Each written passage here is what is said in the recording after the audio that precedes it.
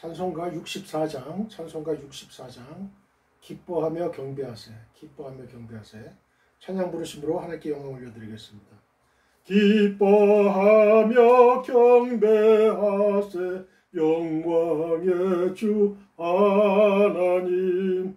주 앞에서 우리 마음 피어나는 꽃 같아 죄와 슬픔 사라지고 의심 구름 거치니 변함없는 기쁨의 주 밝은 빛을 주시네. 땅과 하늘 만물들이 주의 솜씨 빛내고 별과 천사 노래소리 끊임없이 드높아 물과 숲과 산과 골짜 들판이나 바다나 모든 만물 주의 사랑 기뻐 찬양하여라. 우리 주는 사랑이요 복의 근원이시니 삶이 기쁜 샘이 되어 바다처럼 넘치네. 아버지의 사랑 안에 우리 모두 형제니 서로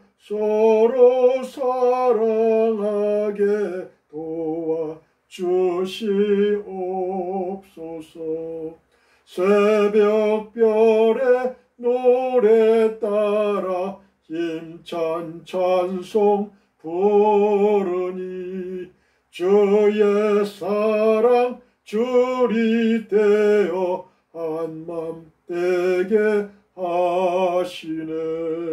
노래하며 행진하여 싸움에서 이기고 승전가를 높이 불러 주께 영광 돌리세. 아멘. 찬송가 255장 너 이제 흉악하나. 찬송가 255장 너 이제 흉악하나. 찬송 부르심으로 하나님께 영광 올려드리겠습니다. 너 이제 흉악하나 눈과 같이 있겠네. 너 이제 흉악하나 눈과 같이 있겠네. 죄의 피 흉악하나 이게 되리라. 주홍빛 같은 내 죄 주홍빛 같은 내 죄 눈과 같이 이겠네. 눈과 같이 이겠네. 악한 죄 벗으라고 주님 너를 부르네. 악한 죄 벗으라고 주님 너를 부르네. 하나님 크신 사랑 아니옵소라.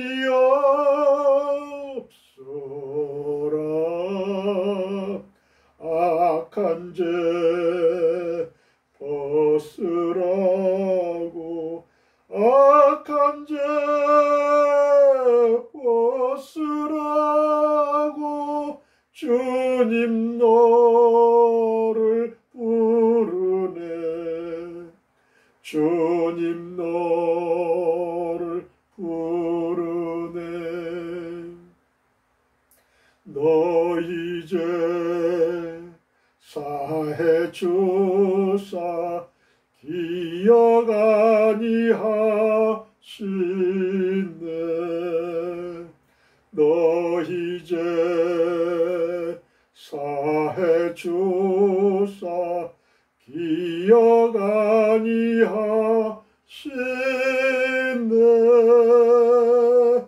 불쌍한 사람들아 오라 하시네. 너 이제 사해 주사 너 이제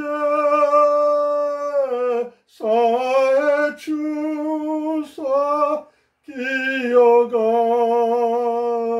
아니하시네. 기억 아니하시네. 주여 할렐루야. 하나님 아버지, 오늘도 주님 앞에 나왔습니다. 너희 이제 흉악하나 너의 모든 죄는 눈과 같이 희게 될 것이다.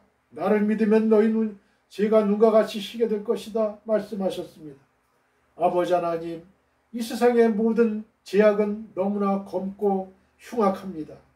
그러나 하나님의 은혜의 강물이 흐를 때에 아버지, 이 모든 죄악들은 다 씻어 없어집니다. 사라져버립니다. 아버지 하나님, 이 시간에 일주일 동안 세상에 살다가 주님 앞에 나왔습니다. 아버지 하나님, 저희의 모든 죄악들을 주님의 피 묻은 손으로 안수하여 주셔서 이 시간에 깨끗함으로 치유하여 주옵소서. 사해 주옵소서. 저희의 병든 몸을 사해 주옵소서. 회복시켜 주시옵소서. 저희의 모든 경제적인 문제도 주님께 맡겨드립니다. 하나님, 해결해 주시옵소서. 인간관계의 문제, 직장 취업의 문제, 승진의 문제, 상급 학교 진학의 문제, 어떤 문제를 가지고 나왔든지, 사업의 문제, 어떤 문제를 가지고 나왔든지, 아버지 하나님, 이 시간에 당장 환경은 변하지 않을지라도 그러나 저희들 담대한 힘과 용기와 하나님의 은혜를 체험한 이상 그 모든 어려운 시험과 유혹들을 넉넉히 이기고도 남는 저희가 될 줄로 믿습니다. 아버지 하나님, 또한 하나님의 기적과 같은 역사가 다시 한번 일어날 줄 믿습니다. 믿음 위에 믿음을 더하여 주시옵소서. 아버지 하나님, 저희의 믿음 적음을 용서하여 주시옵소서. 아버지 하나님, 믿음의 대장부가 되게 도와주시옵소서. 하늘문을 여시옵소서. 하늘의 신령한 복, 땅의 물선의 복, 건강의 복으로 차넘치게 도와주시며 하늘문을 여시어서 성령의 폭포수를 이 시간에 내려주시옵소서. 아버지 하나님, 들어가도 복을 받고 나가도 복을 받으며 떡반죽 그릇이 복을 받고 암령과 수수와 들이 복을 받는 신명기 28장의 축복으로 함께하여 주시옵소서. 저희들 이 세상의 빛과 소금의 역할을 할 수 있게 하옵소서. 주님보다 먼저 나가지 아니하게 도와주시옵소서. 먼저 기도하면서 나갈 수 있게 하옵소서. 하나님 응답의 기도를 듣고 나갈 수 있게 하옵소서. 이 시간에 아버지 하나님, 저희 믿는 자들 머리 되고 꼴이 되지 아니하게 도와주시고 남에게 꾸어질지언정 꾸임받지 아니하게 도와주시옵소서. 항상 성령 충만함으로 저희와 항상 함께하여 주시옵소서. 항상 기뻐하라, 쉬지 말고 기도하라, 범사에 감사하라 말씀하셨습니다. 아버지 하나님, 항상 기뻐할 수 있게 하시옵소서. 항상 감사할 수 있게 하옵소서. 항상 쉬지 말고 기도할 수 있게 하옵소서. 아버지 하나님, 저희를 통해서 하나님 역사하여 주실 줄 믿습니다. 이 시간에 성령 충만함을 주시옵소서. 성령을 받지 아니하고는 저희는 주님을 구주로 시인할 수가 없습니다. 따라서 하나님의 자녀가 될 수 없습니다. 구원을 받을 수 없습니다. 천국에 갈 수 없습니다. 아버지 하나님, 저희에게 성령을 받아야 될 만한 그런 충분한 이유가 있습니다. 반드시 받아야 됩니다. 이것은 하나님의 자녀가 되기 위해서, 구원받기 위해서, 천국을 올라가기 위해서 반드시 필요한 일이오니 저희에게 오늘도 성령의 충만함을 허락하여 주시고 특별히 말씀을 전하는 이 대원 목사의 입술을 주관하여 주시고 아버지 하나님, 온전히 하나님의 진리의 말씀, 구원의 말씀, 영생의 말씀 천국의 말씀만을 선포할 수 있도록 이 입술을 주관하여 주시옵소서. 성부 하나님, 성자 하나님, 성령 하나님께서 이 시간에 이전에 아버지 함께하여 주시고 아버지 영광으로 함께하여 주시옵소서. 감사하며 주 예수 그리스도의 거룩하신 이름으로 감사하며 기도했습니다. 아멘. 할렐루야. 할렐루야. 오늘도 기쁘고 즐겁고 좋은 날입니다. 하나님의 은혜와 축복이 여러분과 여러분의 가정과 이 사회와 여러분의 교회와 또 이 국가 대한민국 전 지구촌에 하나님의 은혜와 축복이 넘칠 수 있기를 간절히 축원드립니다. 이 세상에 지금 러시아 우크라이나 전쟁이 사라지고 끝나고 시리아 내전이 끝나고 또 버마 사태가 또 끝나고 여러 가지 사태들, 여러 가지 내전들, 그런 내전들이 다 끝났으면 좋겠어요. 시진핑의 마음, 김정은의 마음, 푸틴의 마음을 붙잡아 주시고 그들의 모든 무기가 쓰레기덩이가 되게 도와주시옵소서. 할렐루야. 그런 기도를 하셔야 돼요. 코로나19 사태가 어서 속히 진정되게 도와주시고 다시 우리가 완전한 회복이 이루어질 수 있게 해달라고 하나님께 기도 드려야 됩니다. 하나님의 은혜는 너무나 감사하죠. 하나님의 은혜가 없이는 우리가 어떻게 1분 1초라도 어떻게 숨을 쉴 수가 있어요? 물을 마실 수가 있어요? 햇빛이 없으면 우리가 어떻게 살 수 있어요? 바람이 없으면 어떻게 살 수 있어요? 비가 없으면 어떻게 살 수 있어요? 하나님이 주시는 은혜와 축복은 넘치고도 넘칩니다. 돈으로 살 수가 없는 거예요. 하나님의 사랑을 어떻게 돈으로 사요? 인간의 사랑은 돈으로 살라고 하죠. 그죠? 그러나 살 수가 없어요. 인간의 사랑도 돈으로는 살 수가 없어.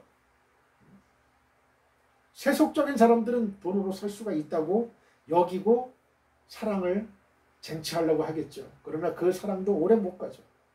오래 못 가요. 하나님이 주시는 사랑만이 에베레스팅, 영원합니다. 이터널합니다.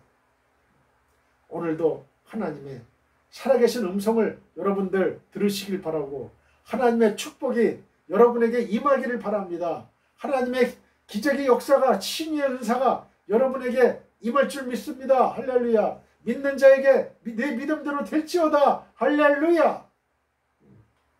여러분 믿음대로 되는 거예요. 믿음대로. 하나님을 믿는 그 믿음을 꽉 잡으세요.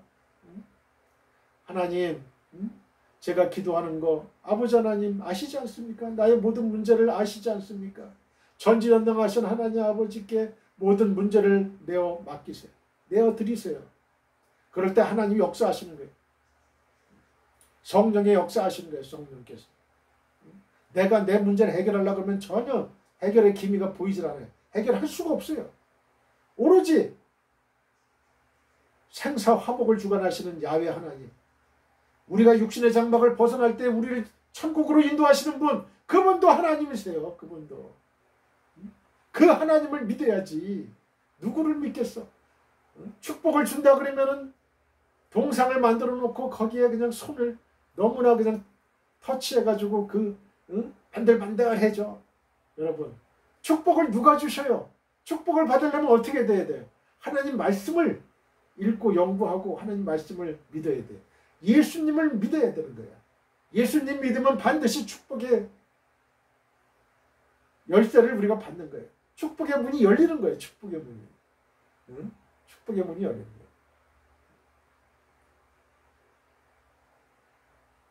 108바퀴 108번 돈다고 축복받는 거예요. 오로지 온 우주 만물의 생명이시고 온 우주 만물의 창조주이신 야훼 하나님, 그분만을 믿을 때에 축복의 강물이 넘쳐 흐를 줄 믿습니다. 믿는 자에게 축복이 임할지어다. 할렐루야. 믿는 자에게 치유의 역사가 일어날지어다. 할렐루야. 할렐루야. 믿는 자에게, 이 시간에 믿는 자에게 하나님의 은혜가, 폭포수와 같은 하나님의 은혜가 임할 줄 믿습니다. 할렐루야. 우리가 은혜를 받으면 겁날 게 없는 게 겁날 게 없는 거예요. 죽어도 감사, 살아도 감사.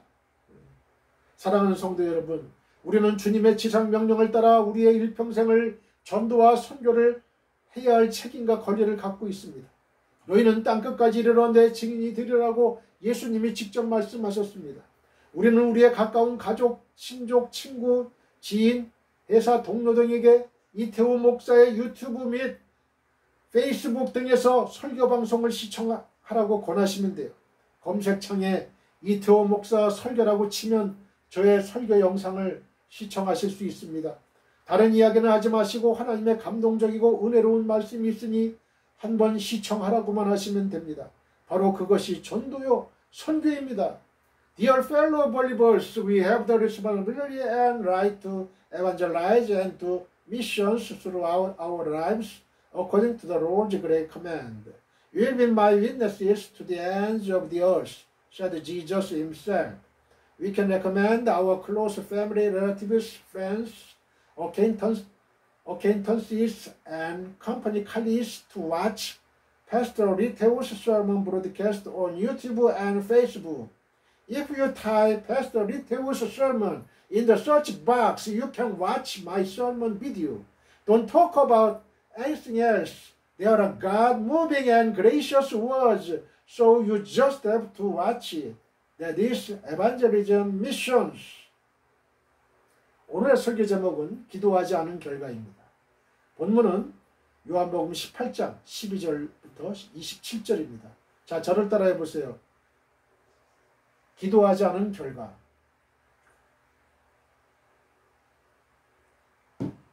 기도하지 않은 결과. 과연 어떤 일이 벌어지느냐? 기도하지 않은 결과.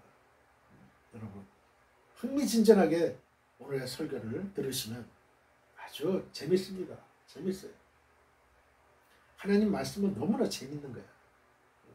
하나님 말씀이 진리인 거야. 다 같이 본문을 읽겠습니다. 이에 군대와 천부장과 유대인의 아랫사람들이 예수를 잡아 결박하여 먼저 안나스에게로 끌고 가니 안나스는 그 해의 대제사장인 가야바의 장인이라. 가야바는 유대인들에게 한 사람이 백성을 위하여 죽는 것이 유익하다고 권고하던 자로라. 시몬 베드로와 또 다른 제자 한 사람이 예수를 따르니 이 제자는 대제사장과 아는 사람이라. 예수와 함께 대제사장의 집들에 들어가고 베드로는 문 밖에 서 있는지라. 대제사장을 아는 그 다른 제자가 나가서 문 지키는 여자에게 말하여 베드로를 데리고 들어오니 문 지키는 여종이 베드로에게 말하되 너도 이 사람의 제자 중 하나가 아니냐 하니 그가 말하되 나는 아니라 하고 그때가 추운 고로 종과 아랫사람들이 불을 피우고 서서 쬐니 베드로도 함께 서서 쬐더라. 대제사장이 예수에게 그의 제자들과 그의 교훈에 대하여 물으니 예수께서 대답하시되 내가 드러내놓고 세상에 말하였노라. 모든 유대인들이 모이는 회당과 성전에서 항상 가르쳤고 은밀하게는 아무것도 말하지 아니하였거늘 어찌하여 내게 묻느냐. 내가 무슨 말을 하였는지 들은 자들에게 물어보라. 그들이 내가 하던 말을 아느니라. 이 말씀을 하시며 곁에 섰던 아랫사람 하나가 손으로 예수를 쳐 이르되 네가 대제사장에게 이같이 대답하느냐 하니 예수께서 대답하시되 내가 말을 잘못하였으면 그 잘못한 것을 증언하라. 바른 말을 하였으면 내가 어찌하여 나를 치느냐 하시더라. 안나스가 예수를 결박한 그대로 대제사장 가야바에게 보내니라. 시몬 베드로가 서서 불을 쬐더니 사람들이 묻되 너도 그 제자 중 하나가 아니냐. 베드로가 부인하여 이르되 나는 아니라 하니 대제사장의 종 하나는 베드로에게 길을 잘린 사람의 친척이라. 이르되 네가 그 사람과 함께 동산에 있는 것을 내가 보지 아니하였느냐. 이에 베드로가 또 부인하니 곧 닭이 울더라. 아멘. 본문 말씀에서 예수님께서 드디어 체포당하십니다. 예수님을 체포하기 위해 세 그룹의 사람들이 겟세마네 동산에 찾아왔어요. 첫째는 로마 군인들입니다. 둘째는 유대인들 즉 대제사장들과 바리새인들이 보낸 하속들입니다. 그리고 예수님을 팔아넘긴 가룟 유다입니다. 그들은 등과 해와 병기로 무장한 채 예수님을 잡으러 밤에 겟세마네 동산을 찾아온 거예요. 예수님께서 기도하시던 중에 그들이 도착해 제자들과 물리적인 충돌을 일으켰어요. 흥분한 베드로가 순간적으로 칼을 빼들었습니다. 그가 칼을 들 수 있었던 것은 당시 열심 당원들은 항상 칼을 갖고 다녔기 때문에 그래요. 베드로는 대제사장의 하속인 말고의 오른편 길을 베어버렸어요. 그러자 예수님께서 말구의 길을 다시 붙여주시면서 베드로에게 칼을 집에 꽂으라고 말씀하셨어요. 칼집에 다시 꽂아. 칼을 쓰는 자는 칼로 망한다는 가르침을 주신 거예요. 결박당하신 예수님, 이제 예수님께서 로마 군병들과 유대인의 하속들에 의해 붙잡혀 결박당하신 채 빌라도 법정으로 가시지 않고 대제사장인 안나스의 집으로 끌려가십니다. 12절부터 14절까지 말씀이에요. 이에 군대와 천부장과 유대인의 아랫사람들이 예수를 잡아 결박하여 먼저 안나스에게로 끌고 가니 안나스는 그 해의 대제사장인 가야바의 장인이라. 이 해에는 그 안나스가 대제사장이 아니고 가야바가 장인이 가야바인데 그 가야바의 장인이 바로 이 안나스라는 거예요. 가야바는 유대인들에게 한 사람이 백성을 위하여 죽는 것이 유익하다고 권고하던 자로라. 당시 대제사장들은 누군가 한 사람이 이스라엘 백성들을 위해 희생해야 유익하다는 생각을 하고 있던 차였어요. 우리는 본문 말씀을 통해 예수님께서 두 곳에서 재판받으시는 것을 알 수 있어요. 첫째는 종교재판입니다. 정석대로 한다면 예수님께서 로마 법정으로 끌려가셔야 했어요. 하지만 대제사장 안나스에게 끌려가셔서 신문을 받고 묶인 채로 가야바의 집들로 끌려가십니다. 이것은 유대인들이 예수님에게 종교재판을 시도한 것으로 볼 수가 있어요. 성경이나 영화 패션 오브 크라이스트를 보면 예수님께서 붙잡혀 끌려가시면서 고난을 당하시는 장면을 실감나게 묘사하고 있습니다. 특히 안나스의 집으로 끌려가시는 장면은 우리가 얼마든지 상상할 수 있는 부분이에요. 그들은 과연 예수님을 붙잡아 곱게 데리고 갔겠냐는 거죠. 아무튼 로마 군인들과 천부장과 유대인의 하속들은 예수님을 붙잡아 안나스에게 끌고 갑니다. 둘째는 법정재판입니다. 우리는 로마의 법정재판에서 예수님에게 아무 죄가 없다고 판결한 것을 잘 알고 있어요. 우리는 여기서 재미있는 사실을 발견할 수 있는데요. 바로 베드로의 행동에 관한 것이에요. 베드로는 3년 동안 예수님을 충실하게 따라다닌 수제자격인 사람이에요. 그는 정이 많고 혈기왕성하고 사고형보다는 행동형의 사람입니다.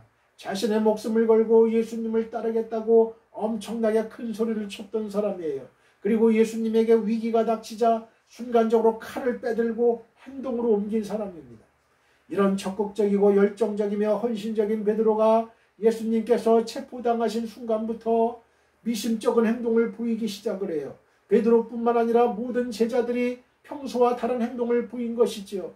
마가복음 14장 51절로 52절에서 한 청년이 벗은 몸에 배 혼이불을 두르고 예수를 따라오다가 무리에게 잡힘에 배 혼이불을 버리고 벗은 몸으로 도망하니라고 기록하고 있어요. 제자들이 예수님을 버리고 도망했다는 뜻입니다. 배 혼이불을 두르고 예수님을 따라오다가 사람들에게 붙잡히자 혼이불을 버리고 벗은 몸으로 도망한 청년, 그 제자가 누구인지 매우 궁금하죠. 마가복음을 기록한 마가 자신이 아닐까 추측을 합니다. 또 누가복음 22장 54절에 예수를 잡아 끌고 대제사장의 집으로 들어갈 때 베드로가 멀찍이 따라가니라고 말씀하고 있어요. 멀찍이 한번 저를 따라해보세요. 멀찍이. 가까이 따라간 게 아니에요. 멀찍이 따라가. 멀찍이. 재밌잖아요. 멀찍이 따라가. 우리도 멀찍이 따라가지 않나요? 지금 예수님을 가까이 따라가야 되는데 예수님이 얼마나 가슴이 아플까? 마음이 아플까요? 가까이 와. 내 가까이 와. 멀리 떠나지 말고. 사랑하는 사람이 멀리 떨어져 않나요? 그러지 않잖아요. 가까이 그냥. 가까이. 사랑하는 연인은 가까이. 사랑하는 부부는 가까이 있잖아. 가까이. 멀리 떨어지면 이거는 뭔가 심상치 않은 거예요. 뭔가 병이 드는 거야. 병이 드는 거야. 병든 믿음, 병든 사랑. 베드로는 붙잡혀 가시는 예수님을 멀찍이 따랐어요. 즉 예수님께 가까이 가자니 용기가 없고 도망가자니 양심에 찔려서 붙잡히지 않을 정도로 멀찍이 떨어져 따라간 거예요. 베드로가 멀찍이 예수님을 따라간 이유는 겁을 냈기 때문에 그래요. 칼을 빼들어 말고의 길을 쳤을 만큼 용감했던 베드로가 갑자기 두려움에 사로잡힌 거예요. 여러분, 우리도 평소에는 성령 충만해서 용기가 있다가 용기 충만하다가 어떤 때 기도를 쉬거나 사탄에 사로잡힐 때 어때요? 마음의 두려움이 갑자기 사로잡혀 오지 않습니까? 그럴 때는 호랑이가 어떻게 돼? 호랑이가 고양이보다 더 못한 병아리가 돼. 그런 거예요. 우리 사람의 마음은. 항상 기도로 무장을 해야 돼. 우리는 주변에서 주님을 믿고 따르는데 확실히 믿자니 자신이 없고 교회 안 다니자니 벌 받을 것 같은 생각에 지옥 갈 것 같은 생각에 교회에 오긴 하지만 항상 늦게 와가지고 일찍 가는 사람들을 볼 수 있어요. 그렇지 않아요? 그런 사람들이 있어요. 그런 사람은 교회 행사에 절대 끼어들지 않아요. 설교만 듣고 그냥 돌아가요. 우리나라 사람들은 참 이 축복 기도, 이 축복 기도에 이 외국 미국인들이면 이 외국인들은요 그 설교 시간에 설교를 참 잘 안 듣다가도 이 딱 축복 기도 하게 되면은 바로 들어오고 바로 그 축복받을 자세를 갖춘다고요. 취한다고. 축복을 받아야지. 축복을. 하나님의 축복을 받는 거예요. 인간 이태원 목사가 축복을 해주는 게 아니야. 인간 이태원 목사는 손을 드는 것뿐이에요. 기도하는 거예요. 모세와 아론과 훌이 아말렉과의 전투에서 어떻게 돼? 모세가 손을 들어 하늘을 향해 손을 들었어. 그때는 이스라엘 군대가 승리하고 손을 내리게 되면 어떻게 돼? 아말렉 군대가 이기게 되고. 이 축복 기도는 그만큼 중요한 거예요. 그만큼 중요한 거예요. 우리나라 사람들은 축복 기도 하기 전에 살짝 빠져나가는 사람들 있어요. 그냥 축복 받지 못해요. 하나님의 축복을 받아야지. 축복을. 여러분, 다른 데 엄한 데 가가지고 축복 달라고 하지 말아요. 뭘 만지면 축복 받는다. 어딜 가면 축복 받는 장소다. 그거 다 거짓말이야. 거짓말이에요. 하나님의 축복 기도를 받아야 되는 거예요. 하나님 말씀을 받아야 되는 거야. 설교만 듣고 그냥 돌아가는 사람, 베드로와 같은 성향의 사람입니다. 중요한 때 기도하지 않은 베드로. 자, 저를 따라해보세요. 중요한 때 기도하지 않은 베드로. 예수님을 멀찍이 따라가는 베드로에 대해 우리는 두 가지를 추측할 수 있습니다. 첫째는 베드로의 믿음이 인간적이라는 거예요. 아무리 오랫동안 교회에 다녔어도 성령 받지 못하고 인간적이고 육적인 믿음을 갖고 있으면 결정적인 순간에 그 믿음을 행동으로 옮기지 못합니다. 이성이나 경험에 근거한 믿음은 한두 번 잘할 수 있지만 고난이 오면 곧 피해버려요. 그런 현상은 봉사활동을 통해 잘 나타납니다. 눈이 오나 비가 오나 누가 뭐라고 해도 끊임없이 봉사하는 사람들은 주님께서 시켜서 합니다. 그러나 칭찬받기 좋아하고 분위기를 타는 사람들은 인간적으로 봉사활동을 해요. 둘째는 기도해야 할 때 베드로는 기도하지 않은 것입니다. 이것이 중요한 원인이에요. 예수님께서 베드로와 함께 겟세마네 동산을 찾으셔서 땀이 피가 되도록 기도하셨어요. 히브리서 5장 7절에 그는 육체에 계실 때에 자기를 죽음에서 능히 구원하신 이에게 심한 통곡과 눈물로 간구와 소원을 올렸고 그의 경건하심으로 말미암아 들으심을 얻었느니라고 기록하고 있습니다. 예수님께서 심한 통곡과 눈물로 기도하셨다는 말씀이 잘 이해되지 않으실 겁니다. 그러나 예수님께서는 통곡과 눈물은 물론이고 땀이 피가 되도록 기도하셨어요. 예수님께서 기도하다가 제자들을 돌아보면 그들은 자고 있었습니다. 예수님께서 기도하라고 깨우시면 그들은 또 잠을 잤어요. 3번이나 기도하라고 깨우셨지만 제자들은 계속 잠만 잤어요. 예수님께서 시험에 들지 않도록 항상 깨어 기도하라고 가르치신 것과 너무나 대조적인 제자들의 모습이죠. 기도를 많이 한 사람은 어떤 위기가 찾아오고 태풍이 몰아쳐도 절대 흔들리지가 않아요. 우리가 하나님께 기도하면 문제거리가 없어질 수도 있지만 더 악화될 수도 있어요. 그러나 우리가 기도한다면 어떤 고난도 능히 이겨낼 수 있음은 분명한 사실입니다. 기도한다면 어떤 문제가 해결되는 것이 아니라 그 문제와 싸워 이길 수 있는 영적 능력과 마음의 강건함을 갖게 되는 거예요. 고난 중에도 찬송가를 부르고 영적 힘을 갖게 되는 것은 그런 이유입니다. 이것은 절대 불변의 진리예요. 기도 없는 충동적인 생각과 행동. 자, 저를 따라해 보세요. 기도 없는 충동적인 생각과 행동.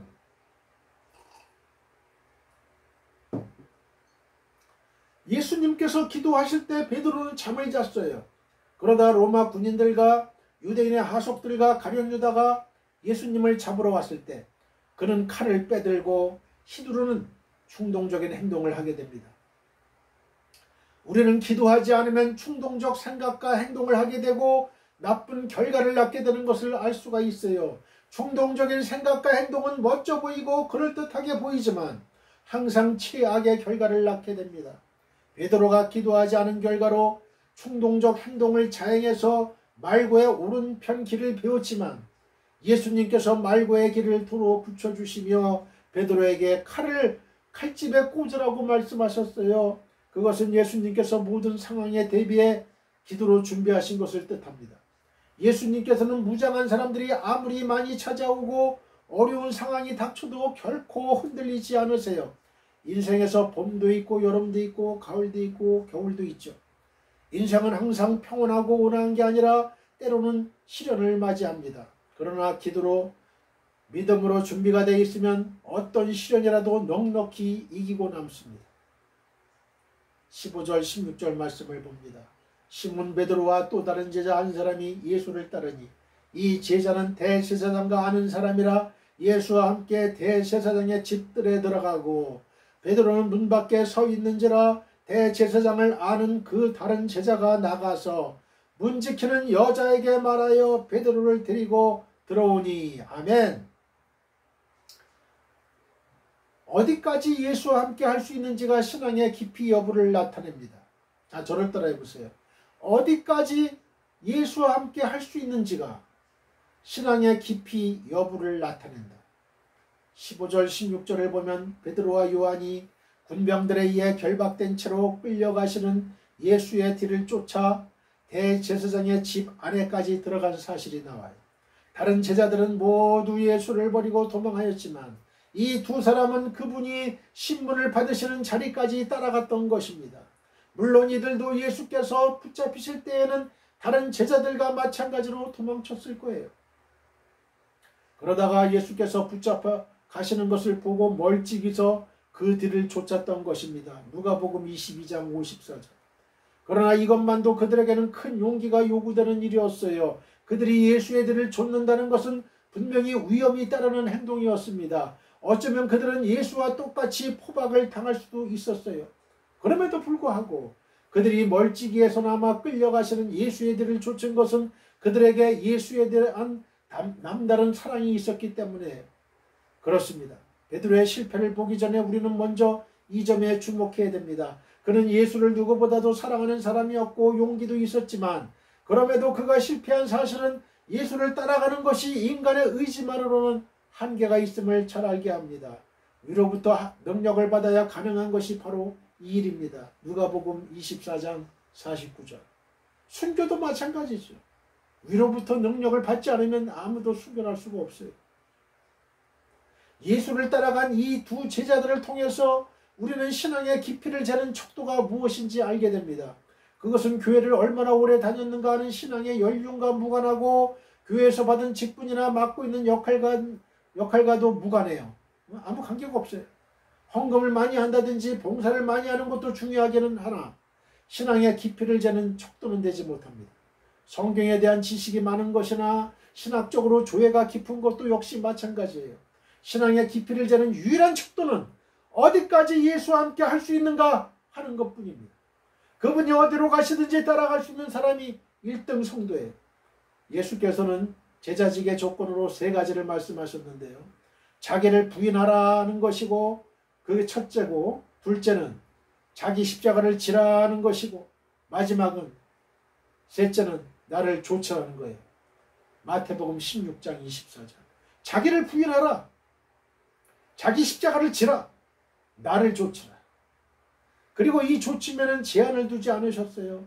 그 이유는 끝까지 함께 해야 하기 때문에 그렇습니다. 겟세마네까지 함께하는 것은 부족해요. 그분이 신문을 받으시는 자리에도 함께해야 하고 골고다 언덕까지도 함께해야 됩니다. 죽음의 자리에까지 예수와 함께하는 자가 진정한 제자입니다. 할렐루야. 골고다 언덕까지, 겟세마네 동산까지 가면 안 돼요. 골고다 언덕까지, 예수님 십자가 지는 앞까지 같이 가야 돼. 같이 가야 돼. 어쩌면 그런 면에서는요, 아리마대 요셉, 아리마대 요셉, 니고데모, 이런 사람들이 더 신앙이 을 지켰다고 봐야 돼. 예수의 시체를 내달라 함부로 할 수가 없거든. 잘못하면 너도 예수와 한 배지 해가지고 죽이거든. 여러분, 겉으로 보기에는 믿음의 사람 같아도 실제는 전혀 그렇지 못한 경우들이 적지 않음을 유념하고, 우리는 이 기준에 맞춰 매일매일 자신의 신앙 상태를 점검해야 됩니다. 우리가 교회 생활을 할 때요, 어떤 사람은 믿음이 있는데 전혀 내색을 안 해요. 그러면서 조용히 봉사해요. 조용히 봉사. 조용히 헌금해. 그분은 조용히 기도해요. 빈수레가 요란하다고 막 그냥 사람들 앞에 막 떠들고 다니고 나타내는 거 좋아하고 하는 사람은 신앙이 별로야. 신앙이 별로야. 어디든지 예수와 함께 할 수 있는 사람, 살아도 죽어도 예수를 위해서 하고자 하는 사람이 진정 그리스도의 제자이고 훌륭한 믿음의 사람입니다. 진정한 일꾼이 돼야지. 말꾼이 돼서는 안 돼요. 말만 앞세우고. 누가복음 14장 26절입니다. 물은 내게 오는 자가 자기 부모와 처자와 형제와 자매와 더욱이 자기 목숨까지 미워하지 아니하면 능히 내 제자가 되지 못하고. 아멘. 요한복음 12장 26절. 사람이 나를 섬기려면 나를 따르라. 나 있는 곳에 나를 섬기는 자도 거기 있으리니 사람이 나를 섬기면 내 아버지께서 그를 기이 여기시리라. 아멘. 로마서 14장 7절로 8절. 우리 중에 누구든지 자기를 위하여 사는 자가 없고 자기를 위하여 죽는 자도 없도다. 우리가 살아도 주를 위하여 살고 죽어도 주를 위하여 죽나니 그러므로 사나 죽으나 우리가 주의 것이로다. 우리는 주의 것이에요. 여러분, 하나님 아버지께서 여러분을 기이 여기시려면 어떻게 해야 돼? 사람이 나를 요한복음 12장 26절. 사람이 나를 섬기려면, 예수님을 섬기려면 나를 따르라. 예수를 따르라는 거야. 예수 있는 곳에 예수를 섬기는 자도 거기 있으리니, 거기 있는다잖아요. 거기 있다. 예수를 섬기는 자는 거기 있다. 사람이 예수를 섬기면 내 아버지께서, 성부 하나님께서 그 사람을 귀하게 여기신다는 거예요. 사람이 예수님을 섬기면 하나님이 내 기도에 응답해 주시는 그 비결이 뭔지 알아요? 여기 나오잖아요. 예수를 따라야 돼. 예수를 섬겨야 돼. 예수의 말씀대로 살아야 돼. 이런 사람은 하나님이 귀하게 여겨주셔요. 그래서 내가 하나님 그러면 벌써 다 알아들으셔. 기도를 길게 할 필요가 없어요. 장황하게 떠들 거 없어요. 하나님 하면 다 알아주셔. 17절로부터 18절 말씀을 읽습니다. 문지키는 여종이 베드로에게 말하되 너도 이 사람의 제자 중 하나가 아니냐 하니 그가 말하되 나는 아니라 하고 그때가 추운 고로 종과 아래 사람들이 불을 피우고 서서 쬐니 베드로도 함께 서서 쬐더라. 인간의 의지만으로는 그리스도의 증인이 되지 못합니다. 저를 따라해 보세요. 인간의 의지만으로는 그리스도의 증인이 되지 못한다. 17절을 보면 베드로의 첫 번째 예수 부인이 나옵니다. 예수를 부인하는 거예요. 예수 부인. 예수님이 결혼하신 게 아니야. 부인이 있는 게 아니야. 예수를 부인한다 이거야. 인정하지 않는다는 거지. 아니 붙자에 아니 붙자에 인정할 인자야. 부인. 즉 베드로는 문지키는 여종이 그에게 예수의 제자가 아닌가 물을 때에 단번에 아니라고 잘라 말함으로써 예수와 전혀 상관이 없는 사람이라도 한 것처럼 행동했던 거예요. 그는 바로 조금 전까지만 해도 예수와 함께 죽을지언정 부인하는 일은 없을 것이라고 다짐했었어요. 마가복음 15장 31절. 그럼에도 불구하고 그는 그 말의 여운이 귓가에서 채 사라지기도 전에 이처럼 자기는 예수의 제자가 아니며 그분과는 아무 상관도 없다고 부인한 것입니다. 여기서 우리는 인간 의지의 분명한 한계성을 보게 됩니다. 사람들 중에는 사람이 마음만 먹으면 할 수 없는 일이 아무것도 없다고 생각하는 이들이 참으로 많아요. 불가능은 없다, 안 되면 되게하라는 말 등은 사람들의 그러한 생각을 잘 반영해 줍니다. 그러나 이것은 잘못된 생각이에요. 사람의 마음이란 정함이 없어서 아무리 굳게 결심하고 다짐하더라도 언제든지 바뀔 수 있음을 성경은 가르쳐 줍니다. 예레미야 17장 9절. 만물보다 부패한 것은 인간의 마음이라고 했잖아요. 따라서 그리스도의 증인으로서 살고자 하는 이들은 의지만 가지고서는 이 일을 끝까지 감당하기가 어려워요. 예수께서는 승천하시기 전에 제자들에게 위로부터 능력을 입혀올 때까지 예루살렘을 떠나지 말도록 명하셨지요. 누가복음 24장 49절.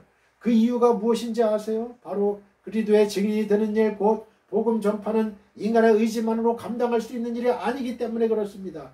증인을 가리키는 헬라어 마르티스가 나타내듯이 그리스도의 증인이 되는 일은 순교까지도 각오해야 하는 중한 일이어서 아무리 의지가 강한 특별한 사람일지라도 하나님께로부터 오는 능력, 곧 성령을 힘입지 않고서는 중도에 포기할 수밖에 없어요. 그러므로 우리가 그리스도의 증인으로서 살려고 하면 성령의 충만을 반드시 받아야만 합니다. 이것은 하나님께서 예수를 믿는 성도들에게 주신 약속인 동시에 예수의 명령이기도 합니다. 이것이 없으면 우리도 이 베드로의 전철을 밟을 수밖에 없어요. 실패할 수밖에 없어요. 예수님을 부인할 수밖에 없어요. 순교와 변절은 의지가 강하고 약함에 달린 것이 아니라 성령 충만의 유무에 의해서 결정됩니다. 성령의 인도를 받는 이들은 일사각오의 정신으로 주를 끝까지 따라갈 수 있지만 이것이 없는 이들은 베드로처럼 주를 위해 죽기를 각오했다 할지라도 주변 환경에 압도되어서 얼마든지 변절자가 될 수 있어요. 그런즉 우리가 그리스도의 증인이 되고자 한다면 반드시 이 성령의 충만을 받아야 하겠습니다. 이 약속은 예수를 믿는 모든 이들에게 주셨으므로 지금 구하면 받을 수 있습니다. 누가복음 11장 13절. 사도행전 1장 8절입니다. 오직 성령이 너희에게 임하시면 너희가 권능을 받고 예루살렘과 온 유대와 사마리아와 땅끝까지 이르러 내 증인이 되리라 하시니라. 할렐루야. 아멘. 디모데후서 1장 8절입니다. 그러므로 너는 내가 우리 주를 증언함과 또는 주를 위하여 갇힌 자 된 나를 부끄러워하지 말고 오직 하나님의 능력을 따라 복음과 함께 고난을 받으라. 아멘. 요한일서 2장 27절입니다. 너희는 주께 받은 바 기름 부음이 너희 안에 거하나니 아무도 너희를 가르칠 필요가 없고 오직 그의 기름 부음이 모든 것을 너희에게 가르치며 또 참되고 거짓이 없으니 너희를 가르치신 그대로 주 안에 거하라. 아멘. 믿음이 약해지면 비굴한 생존 전략에 이끌리게 됩니다. 자, 저를 따라해 보세요. 믿음이 약해지면 비굴한 생존 전략에 이끌리게 된다. 18절을 보면 예수와 자신은 아무 상관이 없다고 부인한 베드로가 대제사장의 종들 및 하속들과 함께 불을 쬐고 있는 광경이 나옵니다. 어떻게 보면 그가 꽤 뻔뻔스러운 사람이라는 생각이 들지만 달리 본다면 살아남기 위한 처절한 몸부림이라는 생각도 들어요. 그가 취한 이 행동은 자신은 예수라는 사람과 전혀 관계가 없노라고 시위하는 것처럼 보입니다. 사탄은 베드로의 이러한 모습을 보면서 어쩌면 예수를 비웃었을지도 몰라요. 수제자라는 사람이 이 모양이니 기독교가 이 세계에서 자기 역할을 다하기는 영 틀렸다고 생각했을 수도 있어요. 누가 보더라도 그는 너무 쉽게 무너졌고 예수의 수제자다운 모습을 전혀 보여주지 못했습니다. 우리는 형편없이 무너져 내린 베드로를 통해서 동일한 가능성을 항상 지니고 살아가는 자신의 모습을 돌아보고 그 근본 원인이 어디에 있는지 찾아내야 합니다. 많은 사람들이 오늘도 베드로처럼 위기에 처하게 되면 살아남기 위해서 온갖 비굴한 수단들을 다 동원하는데 그 근본적인 문제점이 무엇일까요? 저와 여러분도 마찬가지예요. 베드로와 같은 인간이에요. 연약한 인간. 그것은 바로 믿음이 약해져 있다는 거예요. 근본적인 문제점은 바로 믿음이 약해져 있다는 거예요. 믿음이 왜 약해져 있어요? 기도하지 않았어. 성령 충만하지 않기 때문에 그런 거죠. 상황이 아무리 급박해도 믿음만 흔들리지 않는다면 이런 일은 일어나지 않아요. 그러나 충분히 극복이 가능한 상황이라도 믿음이 흔들리면 비굴한 모습을 보이게 돼요. 출애굽 당시 홍해 앞에 진을 친 이스라엘 백성들이 중무장한 애국 군대의 추격으로 위기에 빠지게 되었을 때 그들이 보인 반응은 참으로 비굴한 것이었어요. 그들은 이제 자신들은 다 죽게 되었다고 생각하고 모세와 아론을 원망했지요. 그들은 할 수만 있다면 애국왕 바로 앞에 100배 사죄를 하고서라도 그 위기에서 벗어나고 싶어 했을 거예요. 오늘도 우리는 주변에서 이와 같은 사람들을 많이 만나볼 수 있어요. 생존 전략으로 세상이나 불의와 적당히 타협하는 사람들과 자신의 양심을 쪼개는 사람들 앞에서 예수를 부인하는 이들이 모두 저들의 동료입니다. 똑같은 사람들이에요. 이것은 전혀 성도다운 태도가 아님을 유념하고 우리는 이렇게 되지 않도록 주의해야 됩니다. 성도는 살아도 주를 위해서 살고 죽어도 주를 위해서 죽어야 하는 주의 소유입니다. 고린도전서 6장 20절. 어떤 이유 어떤 명분으로도 세상이나 불의든가 타협해서는 안 돼요. 예수를 믿고 또 사랑한다고 고백하면서도 상황에 따라서는 예수와 아무 상관도 없는 사람인 것처럼 행동한다면 주님께 결단코 인정받지 못합니다. 그는 비록 성도의 모습을 하고 있어도 실상은 성도가 아니에요. 성도는 어떤 상황에서도 예수를 주로 인정할 수 있어야 됩니다. 성도에게 있어서 가장 중요한 것은 어떻게든지 살아남는다는 사실 자체가 아니라 어떻게 사는가 하는 거예요. 창세기 12장 13절입니다. 원컨대 그들은 나의 누이라 하라. 그러면 내가 그대로 말미암아 안전하고 내 목숨이 그대로 말미암아 보존되리라 하니라. 마태복음 10장 32절입니다. 누구든지 사람 앞에서 나를 시인하면 나도 하늘에 계신 내 아버지 앞에서 그를 시인할 것이요 누구든지 사람 앞에서 나를 부인하면 나도 하늘에 계신 내 아버지 앞에서 그를 부인하리라. 예수님 말씀하셨잖아요. 누구든지 사람 앞에서 나를 시인하면 나도 하늘에 계신 내 아버지 앞에서 그를 시인할 것이고 누구든지 사람 앞에서 예수를 부인하면 예수님도 하늘에 계신 아버지 앞에서 그 사람을 부인하리라. 얼마나 무서운 말이에요. 그렇죠? 경종을 울리는 말이죠. 절대 의리를 지키고 예수의 의리를 지키고 믿음을 지키고 변절하지 말아야 돼요. 변하지 말아야 돼요. 변하는 믿음이 가지면 안 돼요. 가룟 유다처럼. 그 사람은 육적인 죽음도 죽었지만 영적인 죽음도 죽은 거예요. 영원한 지옥으로 떨어진 거죠. 문지키는 여자가 베드로를 보고 예수님의 제자들 중에 하나라고 지적하자 베드로는 아니라고 첫 번째로 부인합니다. 사람은 한번 겁을 먹기 시작하면 상대방을 굉장히 크게 보고 아무것도 아닌 일에 쩔쩔매게 돼요. 베드로도 마찬가지로 문지기 여종을 두려워하며 자신의 신분을 숨기고 자신의 신앙 고백마저 바꾸게 되는 지경에 이르게 됩니다. 불안한 상상을 현실로 받아들인 베드로. 자, 저를 따라해 보세요. 불안한 상상을 현실로 받아들인 자신의 이름 대보세요. 이태호, 홍길동.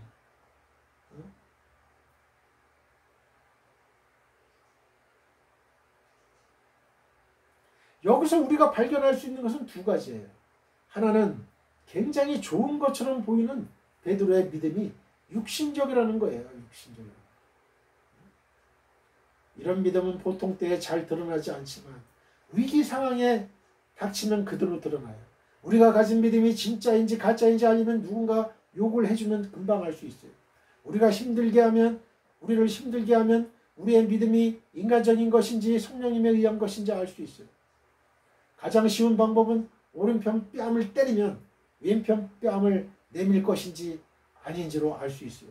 겉옷을 달라면 속옷까지 주고 오리를 같이 가자면 심내를 함께 해주는 것으로도 알 수 있습니다.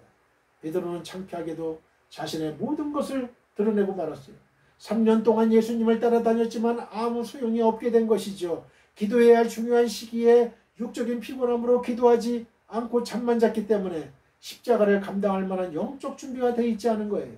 또 하나는 베드로가 상상으로 여기던 불안을 현실로 받아들인 것입니다.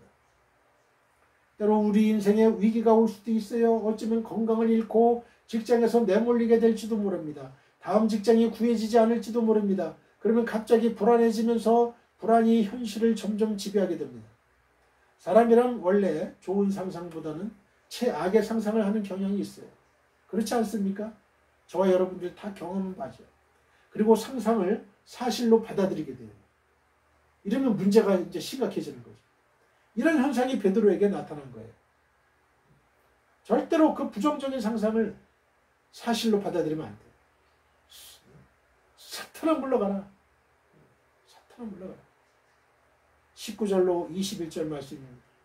대제사장이 예수에게 그의 제자들과 그의 교훈에 대하여 물으니 예수께서 대답하시되 내가 드러내놓고 세상에 말하였노라. 모든 유대인들이 모이는 회당과 성전에서 항상 가르쳤고 은밀하게는 아무것도 말하지 아니하였거늘 어찌하여 내게 묻느냐. 내가 무슨 말을 하였는지 들은 자들에게 물어보라. 그들이 내가 하던 말을 아느니라. 아멘. 성도의 언어와 행실에는 비난받을 것이 없어야 합니다. 자, 저를 따라해 보세요. 성도의 언어와 행실에는 비난받을 것이 없어야 된다. 21절을 보면 예수께서는 그의 교훈을 묻는 안나스의 질문에 대해 내가 무슨 말을 하였는지 들은 자들에게 물어보라고 당당하게 대답하신 사실이 나옵니다. 예수께서는 두루 다니시면서 유대인의 회당이나 예루살렘 성전, 바닷가, 산, 광야 등지에서 공개적으로 말씀하시고 가르치셨기 때문에 많은 사람들이 그분의 교훈에 대해 이미 알고 있었어요. 마태복음 4장 23절, 요한복음 7장 14절, 누가복음 5장 1절, 마태복음 5장 1절, 마태복음 14장 13절. 따라서 그분이 하나님을 모독하는 말씀을 하셨거나 악하고 불의한 행실을 보이셨다면 그분에 대한 비난 여론이 쇄도했을 것입니다. 그러나 도리어 다수의 백성들이 그 교훈을 받아들였어요. 성경은 그들이 예수의 말씀과 가르치심에서 풍겨나오는 권세의 놀라움을 표시했다고 가르칩니다. 마태복음 7장 28절로 29절이에요. 여기서 우리는 성도인 우리가 세상에서 어떻게 처신해야 하는지 확인하게 됩니다. 주님은 우리에 대해 세상의 빛이라고 말씀하셨어요. 마태복음 5장 14절로 16절입니다. 따라서 우리는 세상으로부터 자신을 은폐할 수 없고 또 은폐하려 해서도 안 되는 사람들이에요. 우리는 세상의 주목을 받는 특별한 사람들이기 때문에 말과 행실 등 매사에 각별한 주의가 요망됩니다. 하나님께서는 우리에게 거룩을 명하십니다. 베드로전서 1장 15절로부터 16절. 우리의 언어가 거룩하고 우리의 생활이 거룩해야 한다는 것이지요. 주의 이름을 부르고 또 하나님의 자녀라고 말하면서도 언어와 행실에 거룩함이 없다면 그는 외식하는 자요 하나님의 자녀가 아닙니다. 거룩하다는 말은 두 가지 의미를 가지는데요. 하나는 구별되었다는 것이고 다른 하나는 깨끗하다는 것이에요. 성도인 우리는 세상에서 구별된 하나님의 자녀들이므로 구별된 깨끗한 삶을 살아야 돼요. 세상에 속한 자들과 동일한 가치관을 가지고 동일한 목표를 추구하고 동일한 방식으로 살아서는 절대 안 돼요. 우리는 악이나 불의, 음행, 술수와 같은 일체의 더러운 것들로부터 자신을 지켜야만 됩니다. 자신을 더럽히는 자들은 주께 연락되지 못하고 스스로 파멸을 자초하게 돼요. 자신을 더럽히는 자들의 기도가 연락되겠어요? 응답되겠어요? 하나님께 연락되겠어요? 초대 예루살렘 교회와 안디옥 교회가 보인 것처럼 우리 교회와 성도들은 모든 면에서 칭찬을 들을 수 있도록 의를 좇고 선행을 힘쓰는 게 필요합니다. 나무를 알 수 있는 것이 열매이듯이 성도됨을 나타내는 것은 행실임을 잊지 마십시오. 우리가 매사에 선한 말을 하고 의로운 행실의 증거를 보이면 사람들은 우리를 통해 하나님을 찬양하게 되지만 정반대의 모습을 우리가 보여준다면 거룩하신 하나님과 그리스도의 이름이 비난을 받게 됩니다. 하나님 우리 때문에 욕을 당하시는 거예요. 그러면 안 되잖아요. 우리는 거룩한 말, 거룩한 행실, 깨끗한 행실을 해야 되죠. 그러면 하나님이 영광을 받으시는 거예요. 안 믿는 자들이 역시 믿는 자들은 틀리구나. 이런 인정을 받아야 돼요. 인정을 받지 못한다면 나는 아직도 하나님과 관계가 멀리 있는 사람. 사도행전 2장 47절입니다. 하나님을 찬미하며 또 온 백성에게 칭송을 받으니 주께서 구원받는 사람을 날마다 더하게 하시니라. 아멘. 여러분의 교회가 이 지구촌에 있는 모든 교회가 날마다 구원받는 사람이 더해지는 그런 축복의 강물이 이어지기를 축원드립니다. 할렐루야! 할렐루야! 베드로전서 2장 12절입니다. 너희가 이방인 중에서 행실을 선하게 가져 너희를 악행한다고 비방하는 자들로 하여금 너희 선한 일을 보고 오시는 날에 하나님께 영광을 돌리게 하려 함이라. 할렐루야. 22절 말씀을 봅니다. 이 말씀을 하심에 곁에 섰던 아랫사람 하나가 손으로 예수를 쳐 이르되 네가 대제사장에게 이같이 대답하느냐 하니 사람을 기쁘게 하려는 자들은 주의 뜻을 좇지 못합니다. 자, 저를 따라해 보세요. 사람을 기쁘게 하려는 자들은 주의 뜻을 좇지 못한다. 22절에 보면 예수께서 대답하실 때 이를 듣고 있던 곁에 있는 하속 하나가 손으로 예수를 친 것이 나옵니다. 그는 예수의 말씀이 옳았는지 혹은 그런 것인지에 대해서는 전혀 알지 못하는 사람이었고 알고자 하지도 않았어요. 그의 유일한 관심사는 자기 주인인 대제사장의 마음을 기쁘게 하는 것뿐이었어요.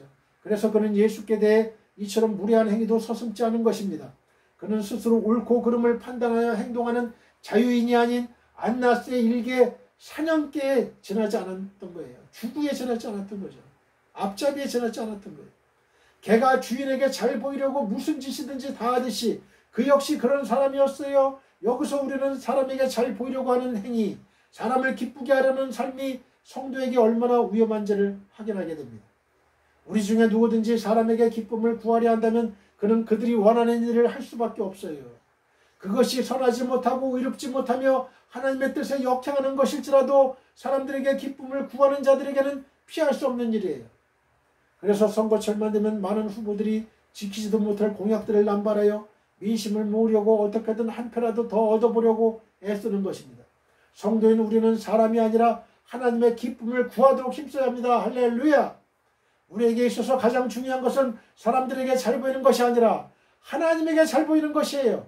마태복음 7장 21절로 23절. 영과 육을 같이 멸할 수 있는 하나님을 두려워하고 하나님을 경외해야지.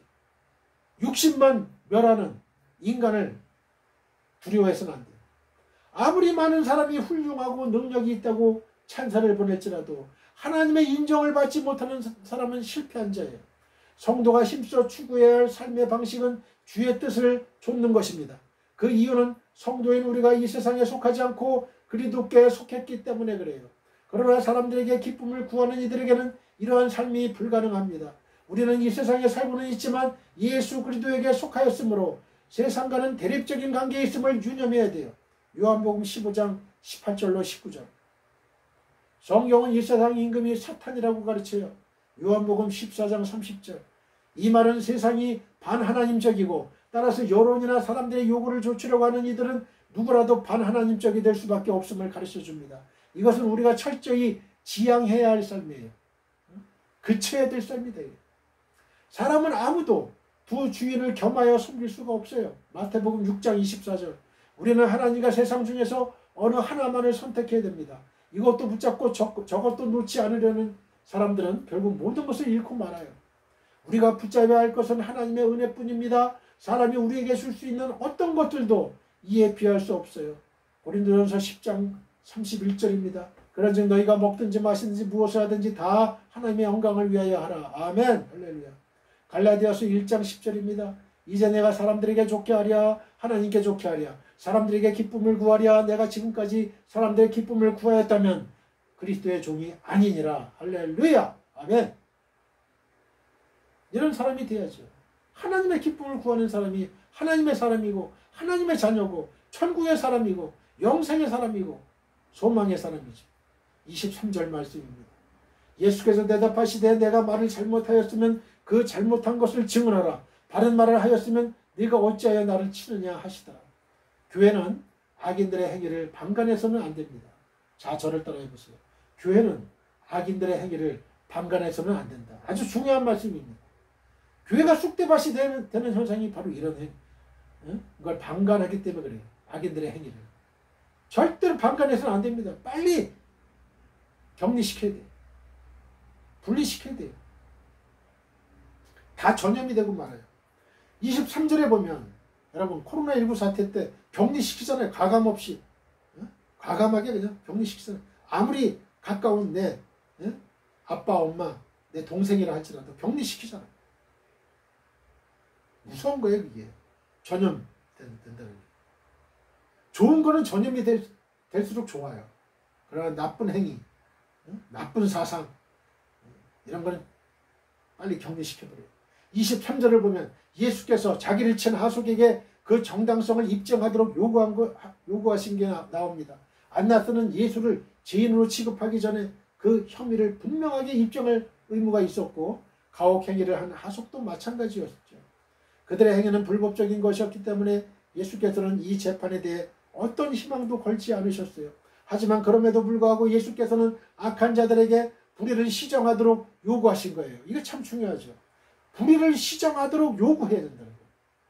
이를 통해 우리는 교회가 악인들의 행위에 대해서 취해야 할 올바른 태도가 어떤 것인지 배우게 됩니다. 교회는 그리스도의 몸이죠. 에베소서 1장 22절 23절. 이것은 교회가 그리스도와 유기적인 관계에 있음과 모든 일을 그분의 명령과 지시에 따라 행해야 함을 알게 합니다. 우리 교회는 다른 이들이 작금의 사회 문제들에 대해서 어떤 입장을 취하든지 관심을 기울일 필요가 없어요. 교회가 언제든지 관심을 기울여야 할 것은 교회의 머리이신 그리스도의 입장이에요. 교회는 그리스도가 행하신 대로 행해야 됩니다. 그것이 그리스도의 몸으로서 교회가 행해야 할 정당한 처신입니다. 이는 오늘의 교회들이 진지하게 짚고 넘어가야 할 중요한 문제입니다. 오늘날 상당수의 교회들이 부단히 부흥을 추구하면서도 악인들의 행위나 그릇된 사회 구조, 잘못된 정부 정책 등에 대해서는 거의 함구하는 입장을 취하고 있어요. 이것은 대단히 잘못된 처사입니다. 예수께서 침묵하시는 문제에 대해 교회가 강변하는 것도 문제가 있지만 예수께서 말씀하시는데도 교회가 침묵하는 것은 문제가 더욱 큽니다. 예수께서는 유대 지도자들의 불의를 단호히 지적하시고 이에 대해 경고하셨습니다. 마태복음 23장. 그와 마찬가지로 오늘 우리 교회도 사회적인 불의에 대하여 경고하고 책망해야 됩니다. 우리 사회의 지도층 인사들이나 권력의 중심에 선 사람들의 악행이나 불의에 교회가 항거한다면 이는 예수와 상관이 없는 일개 종교단체임을 드러내거나 예수의 명령을 고의적으로 어기는 행위가 되는 거예요. 물론 교회가 세상의 악행이나 불의를 지적하고 책망하면 불이익이 따를 수 있어요. 핍박이 가해질 수도 있어요. 하지만 그래도 우리는 이 일을 해야 됩니다.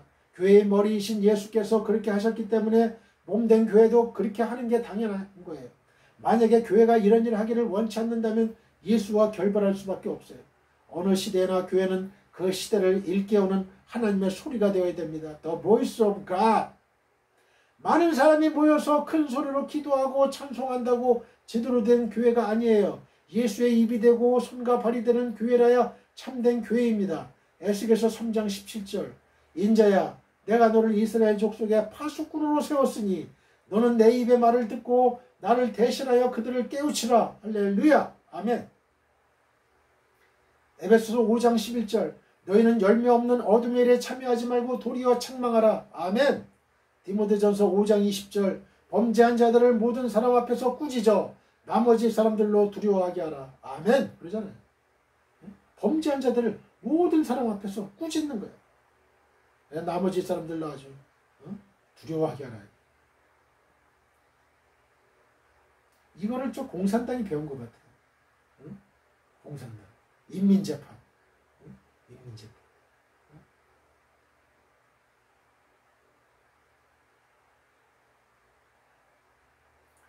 예수님께서는 세상의 권력, 폭력, 돈 앞에 흔들리지 않으시고 어떤 경우에도 교만하지 않으셨어요. 기도하는 사람은 흔들림이 없고 교만하지도 않습니다. 우리는 돈이 없어 불행한 것이 아니라 자꾸 흔들려서 불행한 거예요. 집이 없어 불행한 것이 아니라 여전히 공포와 불안에 떨어서 불행한 것입니다. 미래에 대한 자신감이 없어 더욱 불행한 것입니다. 예수님을 3번 부인하는 베드로. 저를 따라 해보세요. 예수님을 3번 부인하는 베드로. 자, 저를 따라 해보세요. 여기 베드로 대신에 내 이름을 대입시키세요. 예수님을 3번 부인하는 이태호. 우리가 한평생 살면서 부부 생활을 하고 아이들을 키우고 사업을 운영할 때 어려움이 한두 가지가 아닙니다. 고난이 해결되었다고 모든 문제들이 끝난 것은 아니에요. 우리는 항상 하나님과 깊은 교제를 하고 있어야 됩니다. 하나님과 많은 대화를 나눠야 됩니다. 그리고 하나님의 음성을 들어야 됩니다. 그럴 때 우리는 환난이 와도 넉넉히 이겨낼 수 있습니다. 고난은 파도와 같은 거예요. 파도는 가만히 있지 못하고 항상 출렁입니다. 웨이버링, 항상 출렁입니다. 출렁이는 물이 뚝을 넘으면 홍수가 나고 사고가 나요. 다만 우리는 출렁이는 물이 뚝을 넘지 않도록 해야 돼요. 24절 25절 말씀입니다. 안나스가 예수를 결박한 그대로 대제사장 가야바에게 보내니라. 시몬 베드로가 서서 불을 쬐더니 사람들이 묻되 너도 그 제자 중 하나가 아니냐? 베드로가 부인하여 이르되 나는 아니라 하니. 25절로 27절은 베드로가 두 번째와 세 번째로 예수님을 부인한 내용입니다. 베드로는 이미 16절에서 한 번 예수님을 부인한 바 있습니다. 즉 베드로는 그의 장담에도 불구하고 예수님을 세 번씩이나 부인함으로써 그에 대한 예수님의 이혼을 성취하고 말았던 거예요. 요한복음 13장 38절 그렇습니다. 예수님을 그 누구보다도 사랑하며 목숨을 바쳐 그분께 충성할 것을 다짐했던 베드로였지만 생명의 위협에 처하게 되자 세 번씩이나 주님을 부인하고 말았어요. 요한복음 13장 37절 마태복음은 그가 심지어는 저주하며 맹세하기까지 하였다고 했습니다. 마태복음 26장 74절 참으로 철저하게 실패한 모습을 보여주고 있다고 하겠습니다. 그러나 여러분 이것이 비단 베드로만의 모습이겠습니까? 어쩌면 이것은 바로 연약한 우리들의 모습일 수도 있습니다. 진정 우리는 생명의 위협 앞에서 주님을 부인하지 않을 수 있습니까? 여러분 여러분은 진정 우리는 생명의 위협 앞에서 주님을 부인하지 않을 수 있어요? 그런데 주님께 헌신하고 충성하는 일에 언제나 앞장섰던 베드로가 이렇게도 완강하게 주님을 부인함으로써 신앙에 실패하게 된 것은 결코 우연한 일이 아닙니다. 그럴 만한 원인이 있습니다. 우리는 그 원인을 찾아 경계해야 되죠. 그래야 실패하지 않을 수 있어요. 그러면 과연 베드로가 이렇게 실패할 수밖에 없었던 원인은 무엇인가요? 첫째로 자기 자신을 과신했기 때문에 그래요. 성도 여러분, 사랑하는 성도 여러분, 베드로는 아마도 천성적으로 적극적이고 패기에 넘치는 사람이었던 것 같습니다. 그리하여 어떤 경우에는 늘 선두에 나서는 것을 볼 수 있어요. 예수님께서 감난산에 기도하러 가시기 전 제자들에게 오늘 밤에 너희가 다 나를 버리라고 하셨을 때도 베드로는 앞으로 나서며 다 주를 버릴지라도 나는 언제든지 버리지 않겠나이다 라고 호언장담했어요. 마태복음 26장 31절 33절 그런데 이 말을 자세히 살펴보세요. 베드로는 다른 제자들과 자기를 비교해서 자기를 다른 제자들보다 나은 자로 평가하고 있습니다. 즉 자기 확신에 가득 차 있는 거예요. 그러나 사실 믿지 못할 것이 사람의 마음입니다. 사람은 변하기 쉬운 존재입니다. 가장 부패한 것이 사람의 마음입니다. 그리고 잠언서 28장 26절에 보면 자기의 마음을 믿는 자는 미련한 자라고 했고 고린도전서 10장 12절에는 그런즉 선줄로 생각하는 자는 넘어질까 조심하라고 했어요. 그런데도 베드로는 자신을 지나치게 믿고 있었던 것이죠. 이렇게 베드로는 자기 자신을 지나치게 과신했다가 주님을 세 번이나 부인하는 쓰라린 신앙의 실패를 경험하게 된 것입니다. 그러므로 우리는 자신을 과신하지 말고 늘 겸손히 행하며 더욱 주님을 의지해야 되겠습니다. 둘째, 기도하지 않았기 때문에 그래요. 예수님께서는 겟세마네 동산에서 세 제자에게 시험에 들지 않게 깨어있어 기도하라고 당부하셨죠. 마태복음 26장 41절 그런데 그들은 기도하지 못했습니다. 며칠이나 계속 깨어있어 기도하라는 주님의 간곡한 부탁에도 불구하고 그들은 육신의 약함으로 인해 그만 잠들어버리고 말았던 것이죠. 마태복음 26장 36절로 46절 그 가운데 누가 있었죠? 바로 베드로가 있었어요. 사랑하는 성도 여러분, 베드로가 그토록 호언장담을 했고 또 주님께 경고까지 받았다면 그는 깨어 기도했어야 되지 않았나요? 그런데 그 역시 기도하지 않았다고요. 그래서 결국 어떻게 되었죠? 순환의 때에 예수님을 세 번씩이나 부인하고 저주까지 했어요. 이렇게 아무리 주님의 수제자일지라도 기도하지 않으면 그 믿음을 유지할 수 없는 거예요. 믿음으로 승리한 성도들은 모두가 기도하는 사람들이었어요. 성도들은 환난을 만나도 기도해야 되고 육신이 병들어도 기도해야 되고 항상 쉬지 말고 기도해야 돼요. 시편 18편 6절, 야고보서 5장 14절로 15절, 데살로니가전서 5장 17절 심지어 핍박하는 자가 우리를 대적할 때에도 나는 기도할 뿐이다 라고 고백해야 돼요. 시편 109편 4절 베드로가 이 같은 성경의 교훈에 충실했다면 실패하지 않았을 거예요. 우리 성도들도 자신을 의지하지 않고 주님을 의지하여 기도에 힘쓴다면 반드시 승리하게 될 줄로 믿습니다. 셋째는 불신자와 함께 했기 때문에 그래요. 믿는 자를 가까이 사귀게 되면 믿음이 점점 자라가요. 그러나 믿음이 없는 불신자와 가까이 사귀게 되면 불신과 회의가 생기게 되고 믿음은 약해지게 되죠. 저도 제 경험으로도 그랬어요. 제가 어렸을 때 믿는 자와 같이 교제하고 사귀게 되면 믿음이 점점 늘어나요. 늘어나죠. 점점. 그런데 믿음이 없는 자와 가까이 사귀게 되면 믿음이 점점 내려가. 믿음 다 까먹어요. 그러니까 믿음이 있는 자와 사귀어야 되는 거죠. 그렇기 때문에 주님께서는 교회를 세우시고 믿는 자들이 함께 모여 믿음의 교제를 나누게 하신 거예요. 그런데 본문을 보세요. 베드로는 시련의 때에 대제사장의 종과 하속들과 함께 했습니다. 18절에. 그것은 그들 속에 자신을 숨기기 위한 것이었죠. 그러나 그들은 예수님을 핍박하는 자들이었어요. 이 사람들은 성도들이 가까이 교제해서는 안 될 불신자들을 상징한다고 볼 수 있어요. 고린도후서 6장 17절. 그럼에도 불구하고 베드로는 그들 가운데 몸을 숨기고 마치 예수와는 무관한 사람처럼 행동한 것이죠. 교활한 사탄이 이러한 베드로를 가만둘 리가 있겠어요? 사탄은 계집종의 말 한마디로 베드로로 하여금 예수님을 부인하는 죄를 범하게 했습니다. 사랑하는 성도 여러분, 베드로가 시련의 때에 예수님의 수제자답게 신앙의 사람들을 끌어모으고 신앙의 사람들과 함께 했다면 오히려 믿음으로 승리하게 되었을 것입니다. 그러나 그는 오히려 불신자와 함께 했기 때문에 하찮은 위협을 두려워해서 주님을 부인하게 되었어요. 우리들도 이처럼 시련의 때에 불신자와 가까이 한다면 신앙생활에 실패하게 될 것입니다. 마가복음 6장 14절로 18절. 사랑하는 성도 여러분, 우리들 주위에는 언제나 크고 작은 유혹과 시련이 있습니다. 그러나 주님과 동행하며 항상 기도하고 주님을 따르는 성도와의 교제에 힘쓴다면 그 모든 것을 믿음으로 물리칠 수 있을 것입니다. 자신을 가신하지 말고 쉬지 말고 기도하며 시련의 때에 불신자와 함께하지 않고 성도와의 교제에 힘쓰므로 신앙의 승리자가 되시기를 축원드립니다. 할렐루야. 잠언서 16장 18절입니다. 교만은 패망의 선봉이요 거만한 마음은 넘어짐의 앞잡이니라. 에베소 6장 18절입니다. 모든 기도와 간구를 하되 항상 성령 안에서 기도하고 이를 위하여 깨어 구하기를 항상 힘쓰며 여러 성도를 위하여 구하라. 고린도후서 6장 14절. 너희는 믿지 않는 자와 멍에를 함께 매지 말라. 의와 불법이 어찌 함께하며 빛과 어둠이 어찌 사귀며. 아멘. 사랑하는 성도 여러분, 우리는 언제든지 자만하지 않도록 주의해야 됩니다. 신앙뿐 아니라 생활에서도 자만은 금물이에요. 베드로의 실패는 얼마든지 우리의 모습이 될 수도 있기 때문에 겸허히 행하고 그의 전철을 밟지 않도록 주의해야 되겠습니다. 이만하면 충분할 것이라는 생각이 우리의 영적 성장과 진보에 커다란 장애물이 됨을 잊어서는 안 돼요. 베드로는 주를 위해 죽을 수도 있다고 생각했지만 막상 위기에 직면하자 전혀 다른 모습이 되었죠.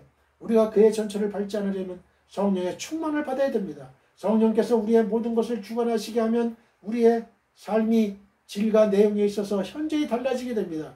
이러한 축복의 강물이 여러분에게, 여러분의 가정에, 이 사회, 이 국가에, 여러분의 교회에, 여러분의 나라에, 여러분의 지구촌에 충만히 임하시기를 주님의 이름으로 축원드립니다. 할렐루야. 우리 모두 하나님 아버지께 기도드립시다. 하늘에 계신 나의 아버지시여, 당신이 사랑하는 종들에게 안심하는 마음을 주시고 든든한 마음을 주시며 믿음의 마음을 주옵소서. 세상을 이기고도 남게 해 주옵소서. 예수님의 거룩하신 이름으로 기도드립니다. 아멘. 지금은 우리 주 예수 그리스도의 은혜와 하나님 아버지의 극진하신 사랑과 성령님의 감화감동 교통 역사하심이 지금 이 방송 예배에 참여하고 있는 모든 지구촌에 있는 성도님들과 그 가정과 직장과 사업장과 우리의 민족과 나라와 한국교회와 세계교회와 우리 사랑 성교회 위에 영원히 함께하기를 축원하옵나이다. 아멘.